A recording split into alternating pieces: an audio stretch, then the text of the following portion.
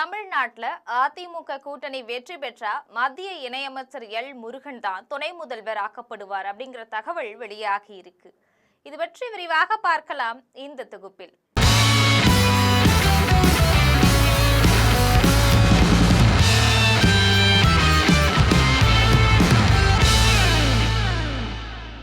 தமிழ்நாட்டில் என்டிஏ கூட்டணியில அதிமுக, பாஜக, அன்புமணி, பாமக உள்ளிட்ட சில கட்சிகள் இருக்கு. இந்த கூட்டணிக்கு எப்படியாச்சும் விஜயை கொண்டு வந்துடணும் அப்படின்னு பாஜக கடுமையா முயற்சி பண்ணுச்சு.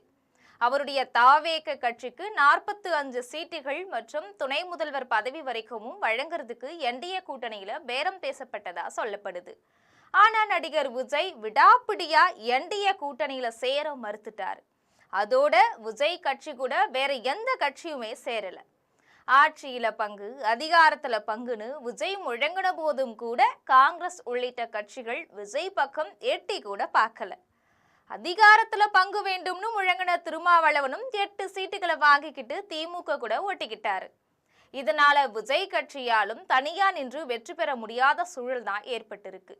இருந்தாலும் முதல்வர் கனவுடனே விஜய் அலைஞ்சிட்டு இருக்கிறாரு.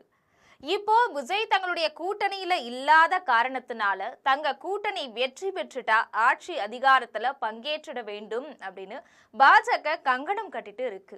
இதன் காரணமாகவே மத்திய இணையமைச்சராக இருக்கக்கூடிய எல் முருகனை அவிநாசி தனி தொகுதியில பாரதிய ஜனதா கட்சி களமிறக்கி இருக்கிறதாகவும் சொல்லப்படுது. என்டிஏ கூட்டணியில இருக்கக்கூடிய பாரதிய ஜனதா சார்பாக போட்டியிடக்கூடிய வேட்பாளர்களுடைய உத்தேச பட்டியலை அந்த கட்சியுடைய தலைமை வெளியிட்டிருக்கு. திருப்பூர் மாவட்டம் அவிநாசி தனி தொகுதியில பாஜக தரப்புல மத்திய இணையமைச்சரும் பாஜகவுடைய முன்னாள் மாநில தலைவருமான எல் முருகன் போட்டியிட போறதா சொல்லப்படுது. இவர் தேர்தலில் வெற்றி பெற்றதே கிடையாது. கடந்த 2011ஆம் ஆண்டு ராசிபுரம் தொகுதி, 2021ஆம் ஆண்டு தாராபுரம் தனி தொகுதியில போட்டியிட்டு தோல்வி கண்டார்.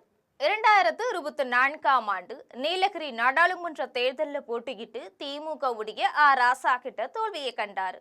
தோல்வியுடைய நாயகனா இருந்தாலும் பாரதிய ஜனதாவுடைய தலைமை இவர் மேல அக்கறை காற்றதால மத்திய இணையமைச்சராக்கப்பட்டார்.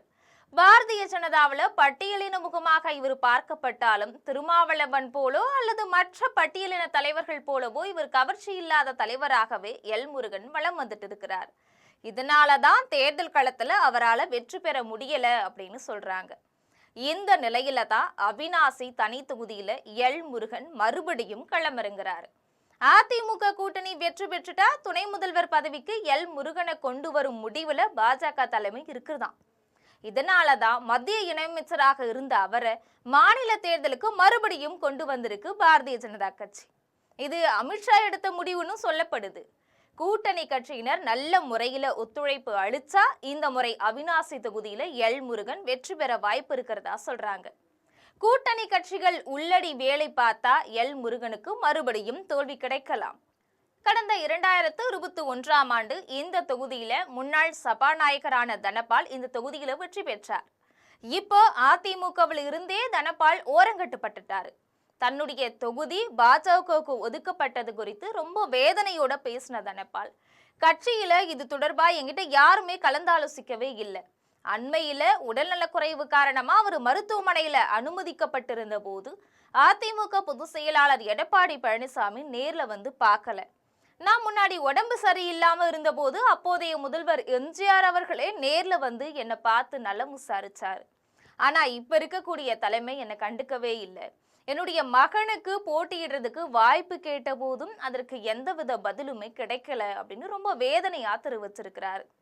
அதிமுகவுடைய கோட்டைன்னு சொல்லப்படக்கூடிய கொங்கு மண்டலத்திலேயே ஒரு மூத்த தலைவருடைய தொகுதியை தோழமை கட்சிக்கு ஒதுக்கி இருக்கிறது அதிமுக கட்சிக்குள்ளவும் சலசலப்பை ஏற்படுத்தி இருக்கு. இந்த அதிருப்தி தேர்தல் முடிவுல கூட தாக்கத்தை ஏற்படுத்துறதுக்கான வாய்ப்பு இருக்கு. இது போன்ற அரசியல் பின்னணி செய்திகளை தெரிந்து கொள்ள ஜெம் தொலைக்காட்சியுடன் எப்பொழுதும் தொடர்பில் இருங்கள். நன்றி.